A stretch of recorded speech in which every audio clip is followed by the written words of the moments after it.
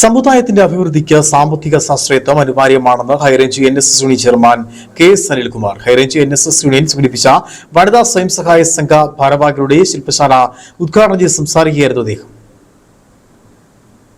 അംഗവും തൊഴിൽ അന്വേഷകരായി നടക്കാതെ മറ്റുള്ളവർക്ക് തൊഴിൽ നൽകുവാൻ പ്രാപ്തരുള്ളവരായി മാറണം.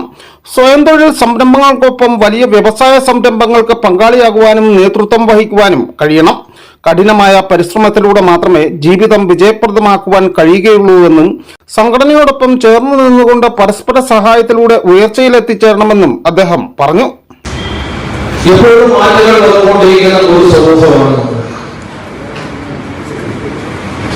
മാറ്റങ്ങൾക്കനുസരിച്ച് ചിന്തിക്കുവാനും പ്രവർത്തിക്കുവാനും കാലത്തിനനുസരിച്ചുള്ള മാറ്റങ്ങൾ സംഘടനയും നമ്മുടെ പ്രവർത്തനത്തിലും കൊണ്ടുവരുവാനും വേണ്ടിയിട്ടുള്ള നിരന്തരമായ പരിശ്രമത്തിന്റെ ഫലമാണ്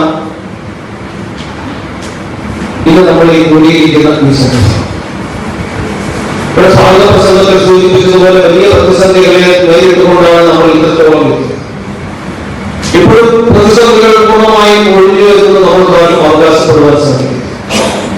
അതൊരിക്കലും പ്രതിസന്ധികൾ അവസാനിക്കുകയില്ല. മനുഷ്യരുള്ളിടത്തോളം കാലം പ്രതിസന്ധികൾ എപ്പോഴും ഓരോ രൂപത്തിൽ നമ്മളെ എത്തിക്കൊണ്ടിരിക്കും. അതിനെയൊക്കെ നേരിടുക എന്നുള്ളതാണ് നമ്മളുടെ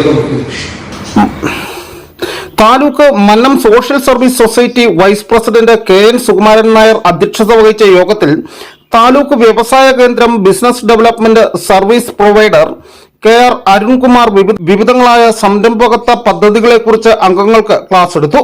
federal bank micro credit officer Dhanush Kumar വിവിധ വായ്പാ പദ്ധതികൾ വിശദീകരിച്ചു.